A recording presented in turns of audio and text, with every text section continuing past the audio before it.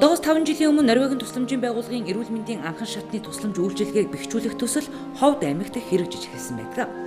Энэ хугацаанд төслийн баг хамт олон аймгийн эрүүл мэндийн салбарынхантай хамтран хүн амынхаа эрүүл мэндийн боловсролыг сайжруулах чиглэлээр олон төсөл арга хэмжээг амжилттай зохион байгуулсаар ирсэн. Төслийн 2 дугаар шат 2013-аас 2017 оны хооронд шинээр үргэлжлэн хэрэгжиж эхэлснээр эрүүл мэндийн салбарын эмч эмнэлгийн мэрэгжилтнүүд орон нутгийн хүн амын эрүүл мэндийн боловсролд үнэтэй хувь нэмэр болох үс ховор боломж дахин олдож байгаа юм.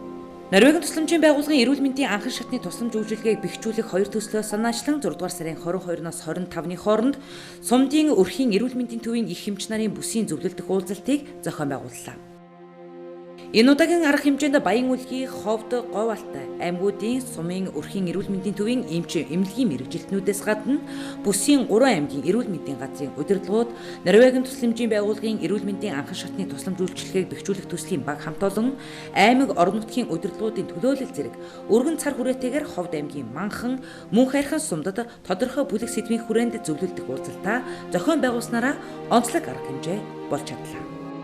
Манхан Суманд зохиогдсон зөвлөлдөх уулзалтаараа 3 аймгийн Сумдын өрхийн эрүүл мэндийн төвийн эмч эмнэлгийн мэрэгжилтнүүд эмийн зохистой хэрэглээг төлөвшүүлэх чиглэлээр зөвлөлдсөн юм.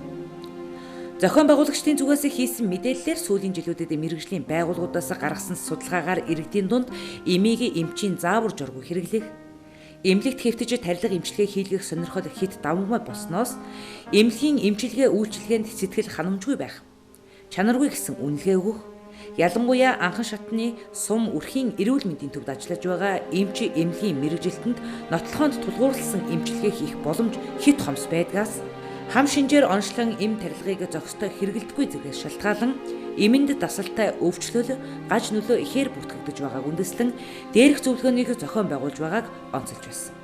Тийм учраас энэ удаагийн Сумдын өрхийн эрүүл мэндийн төвийн их эмч нарын бүсийн зөвлөлдөх уулзалтанд оролцож байгаа эрүүл мэндийн салбарынхан эмийн зохистой хэрэглээний шинэлэг санаа сайн туршлагаа хуваалцаж цаашдын үйл ажиллагаанд нэвтрүүлж эмийн зохистой хэрэглээг иргэд олон нийтийн дунд төлөвшүүлэх нь энэ удаагийн арга хэмжээний гол ач холбогдол нь оршино гэж үзэж байлаа. За 2008-аас 2012 онд Ховд, Баян үлгий, Говьалтай аймагт эрүүл мэндийн анхан шатны тусламж үйлчилгээг бэхжүүлэх төсөл амжилттай хэрэгжсэн. За энэ төслийн 2 дугаар үе шат 2013 оноос 17 онд өнөөдөр мөн дээрх 3 аймагт үргэлжлэн хэрэгжиж байна.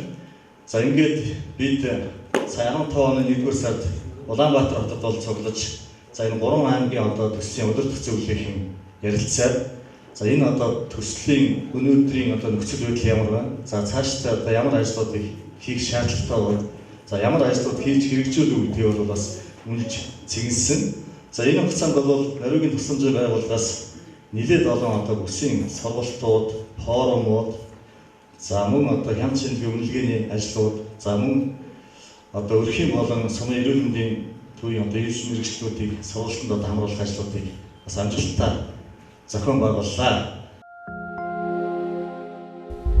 Аливаа өвчнийг эмчлэх зорилгоор тодорхой тун хэмжээгээр хэрэглэдэг онцгой бүтээгдэхүүнийг эм гэх бөгөөд эмийг зөв сонгож зөв хэрэглэж байж л хүссэн үр дүндээ хүрч чадна. Эмийг зөв зохистой хэрэглэхийн тулд эмийн талаар тодорхой мэдлэгтэй байх нь чухал. Тэгвэл эмийн зохистой хэрэглээ гэдэг нь тухайн хүний нас, биеийн онцлог, өвчнөд тохирох эмийг зохих тун хэмжээгээр тодорхой хугацаагаар хэрэглэхийг хэлдэг. Эмийг хэрэглэх зааврыг баримтлахгүй өвчний шинж тэмдэг зовиор нь гайгүй боломгц хэрэглэхээ болсноос өвчин хүндрэх архагших, эмнэ дасалттай болох зэргээр эмчилгээний үр дүнд муугар нөлөөлдөг гэдгийг ихэнх иргэд ойлгодоггүй. Манай орны хувьд сүүлийн жилүүдэд эмээр хордож эрүүл мэндээ хохирох явдал өсөж байгаа ба Улаанбаатар хотод гэхэд л жилд 400 гаруй хүн ямар нэгэн эмийн хордлогонд хүнд хөнгөн байдлаар хордож ирж эмчлэгддэг гэсэн тоо мэдээ байна. Үүний шалтгааны дийлэнхийг нь ард иргэд эмийг гэр орондоо буруу хадгалах, хараа хяналтгүй хүүхдэд ойр байлгах, эмийн замбраагүй хит өргөн хэрэглээ, эмчийн заавар зөвлөгөөгүйгээр хэрэглэх, эмийг хоол мэт ойлгох болсон зэрэг нь их нөлөөлж байна. Ялангуяа хүчтэй нөлөөтэй антибиотик туслын шингэнүүд болон олонний дунд нэрд гарч байгаа сайн гисэн л бол авч хийлгэх сэтгэлгээ суусан зэрэг нь биднийг эмэнд дасал болгох, бидний биед байж байх ёстой эгэл битүүдийг үгүй болгох, дархлааг бууруулах, эм таарахгүй хит мэдрэг болох, харшлын олон өвчин бий болох, гаж буруу эмгэг согогтой хүүхэд төрөх, хүний удамшил генетикийн өөрчлөлт үүсэх хүртэл хор нөлөө үзүүлэх боллоо. Өнөөдөр дэлхий дээр 30 мянга орчим эм хэрэглэж байгаа бөгөөд хэрэв эмийг зүү зохисгүй буруу хэрэглэвэл үүсэх сөрөг нөлөө хичнээн их болох нь ойлгомжтой байх. Иймд эмийг зөвхөн баталгаатай эмийн сангаас авч хэрэглэх нь хамгийн эрсдэл багтай үйлдэл юм. Энэ уулзалт зөвлөгөө маань 2 дахь удаагаар зохион байгуулагдж байна. Бид нар өмнө бас цэцгсэн мөн зохион байгуулсан. Энэ үйл ажиллагаа маань их сайхан амжилттай зохион байгуулагдаж байгаа гэж бодож байна. Ялангуяа одоо бид бүхэн эмийг яаж зөв хэрэглэх үү, яаж зохистой хэрэгжүүлэх үү, хэвшүүлэх үү гэдэг үүднээс бол энийг одоо зохион байгуулахын тулд бид нар энэ үйл ажиллагааг бол 2 дахь удаагаар зохион байгуулж байгаа юм. Өмнө одоо бид нар цэцгсумаас бас уриалга зөвлөмж гаргасан. Энд ч болсон бас бид нар уриалга зөвлөмжийг бол гаргаж ажиллахаар болж байгаамаа. Ингээд эмч хүн жороо бичиж эмийн автихийн эрхлэгч нар жороор үйлчилдэг болохын тулд бид нар энэ үйл ажиллагааг санаачлан зохион байгуулж бүсийн хэмжээнд хэмжээний арга хэмжээ болгон зохион байгуулж байна. За манай эмийн сан нь болохоор хүний эрүүл мэндийн төлөө эм эмнэлгийн хэрэгслийн хуулийн дагуу эмээр ард иргэдийг хүртээмжтэй, жигд хүртээмжтэй, чанарын баталгаатай эм эмнэлгийн хэрэгслээр хангахад чиглэгдэн ажиллаж байна. Сумын засаг дарга болон нийгмийн эрүүл мэндийн салбар зөвлөл манхас сумын иргэдийн хурлын төлөөлөгчдийн дэмжлэгтэйгээр манай эм эргэлтийн сан нь болохоор 2013 онд орон нутгийн хөгжүүлэх сангаас буцалтгүй тусламж олгогдож, буцалтгүй тусламжийнхаа үр дүнд болохоор байрны дотоод гадаад засвар үйлчлэгийг сайжруулан ажиллаж байна. 2015 онд болохоор сум хөгжүүлэх сангаас тодорхой хэмжээний хөрөн мөнгөний санхүүжилт гаргаж зээл бага хөвгтэй зээл олгогдсон байгаа. Зээлийн хүрээнд болохоор эмийн нөөц, эм хадгалах хэрэгцээтэй эмийн санд хэрэгцээтэй тоног төхөөрөмж болно. Эмийн нөөцийг нэмэгдүүлсэн. За улирал бүр сумынхаа эмч нарын дунд жорын тайлан гаргаж, эмч тус бүр дээр жорынхоо тайлан гаргаж дүгнэлт хийж явдаг байгаа. Эхний 3 улирлын байдлаар жорын тайлан дүгнэлт гарсны үр дүнд манай сумд бол антибиотикийн жор бичлэлт багасаж, эмчнэр ерөн жор алдаатай бичдэг байсан бол алдаагүй бичиж сурсан, дадсан тийм сайхан зөв туршил тогтож байгаад нь маш их баяртай байна. За манайх эмийнхээ татан авалтыг болохоор Ховд аймгаас татан авалтаа хийдэг. Нийт 6 бөөний төвөөс татан авалтаа хийж үйл ажиллагаагаа өргөжүүлэн ажилладаг л да. Тэгээд ерөнхийдөө Ховд аймаг болон нийт эмийн сангуудын хамгийн доод хэмжээний жишг үнээр эмийнхээ борлуулалтыг хийж үйл ажиллагаагаа өргөжлүүлэн ажиллаж байна. Манай орны зах зээлд хуурамч эм тариа ихээр орж ирэх болсон ба эдгээр нь хувь хүн болон хэсэг бүлэг хүмүүсийн ашиг хонжоо хайсан бизнесийн нэг хэлбэр болоод байгааг анхаарах ёстой. Иймд ард иргэд эмийн сангаас баталгаатай эмийг авах хэрэгтэй. Эмийн сан нь баталгаатай тухайн улсын чанарын гэршилгээ авсан, байнгын тогтмол мэргэжлийн шинжээчдийн хяналт шалгалтын дор хийгддэг ба ядаж л эмийн сөрөг нөлөө гарлаа гэхэд та эргээд буух эзэнтэй хариуцлага тооцож болдог гэдгийг анхаарахад илүүтэхгүй. Энэ мэтчлэн эмийн зохистой хэрэглээний талаар олон зүйлийг иш татан ярьж болох боловч ярихаасаа илүүгээр бодит амьдралд хэрхэн хэрэгжүүлэх вэ? Энэ асуудал чухлаар яригдсаар байгаа энэ үед аймагуудын сайн туршлагууд уг зөвлөгөөний хамгийн гол ач холбогдлыг агуулж байна хэмээн Норвегийн тусламжийн байгууллагын эрүүл мэндийн анхан шатны тусламж үйлчилгээг бэхжүүлэх 2 төслийн мэргэжилтэн онцолж байлаа. Цаашдаа одоо энэ үйл ажиллагаанаас бид нар ямар үр дүнд хүрэх вэ? Одоо ямар үр дүнийг хаанд байгаа ямар шилдэг сайн туршлагыг аль аймгийн ямар туршлагыг хаана яаж нэвтрүүлэх вэ гэдэг арга замаа хэлэлцэн дүгнэлцгээр одоо үйл ажиллагаа маань өндөрлөх тийшээ хандж байна. За манай энэ үйл ажиллагаанд маань эмчнэр маань нэлээд идэвхтэй сайн оролцож байна. Бид аймаг болгоны шилдэг нэг туршлагуудтай ярилцлаа. За олон улсад байгаа шилдэг сайн туршлагуудыг хилцлээ.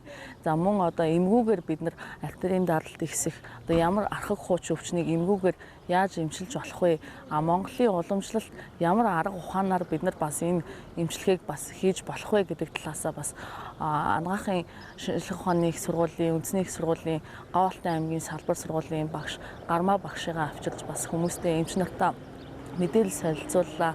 За тэнд бол одоо гарын доорх одоо уламжлалт тэр арга аргачлалаар одоо хатгай эмчилгээг яаж хийх вэ гэдэг юм уу? Хэмжлэнгээр эмч нартаа бас зөвлөгөө тусламж өгсөн одоо онлын мэдээллийг хуваалцсан ийм сайхан үйл ажиллагаа маань боллоо. За Манхан сумын хувьд бол нийтийн биеийн тамир, нийгмийн одоо нийгмийн эрүүл мэндийн асуудлуудын талаар нэлээд одоо үр дүнтэй ажиллаж ирсэн юм туршлагатай сум юм байна. За сумын засаг даргын хувьд бол нийгмийн эрүүл мэндийн үйл ажиллагаанд бол нэлээд санаачлахтай төлхөө оролцдог нь бас нэлээд сайшаалтай бусад сум орон нутгаас онцлогтой ийм зүйл байлаа.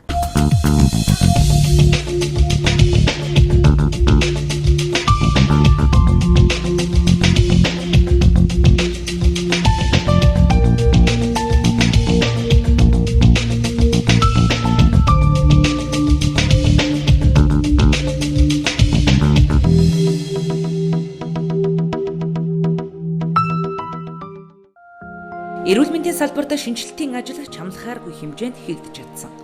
Энэ хүрээндээ сумдад шинэ эрүүл мэндийн төв баригдаж, хүн ардтай эрүүл мэндийн анх шатны тусламж үйлчилгээг тохилог орчинд хүргэх бүрэн боломж нэгдсээр байна. Үүний нэг нь Манхан сумын өрхийн эрүүл мэндийн төв болон Нөхөн өртгийн эрүүл мэндийн төвийн загвар төвийн үйл ажиллагаатай танилцах арга хэмжээг зохион байгуулсан юм. Үүний нэгийг Манхан сум дээр жишж болно. Эдгээр эмч мэрэгжилтнүүд Манхан сумын өрхийн эрүүл мэндийн төв болон Нөхөн өртгийн эрүүл мэндийн загвар төвийн үйл ажиллагаатай танилцах арга хэмжээгч мөн зохион байгууллаа.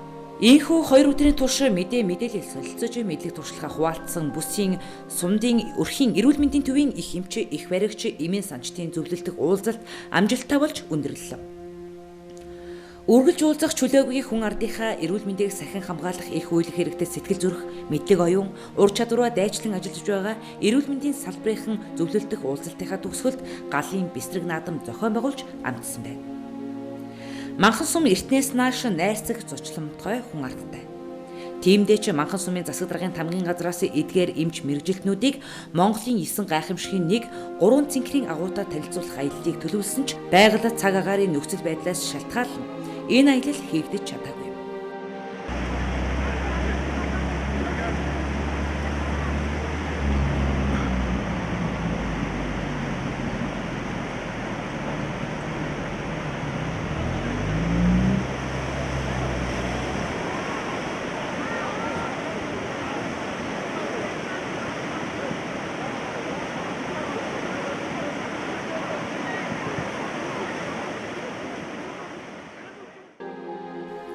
Гэвч эмч мэрэгчлэтнүүдийнхээ чөлөө цагийг эрүүл агаад спортлохоор өнгөрүүлж чадсан. Ос таталтын тэмцээн Эртэж Монгол өглөөлөг гээд сургалтынхаа төгсгөлийг дурсамж дүүрэн өнгөрүүлж чадлаа. Эрүүл мэндийн салбарт тэр дундаа эмийн хэрэглээний тулгамдсан асуудлаас гарц хайсан энэхүү зөвлөлдөх уулзалт манай аймгийн засаг даргын үйл ажиллагааны мөрийн хөтөлбөр тусгагдсан.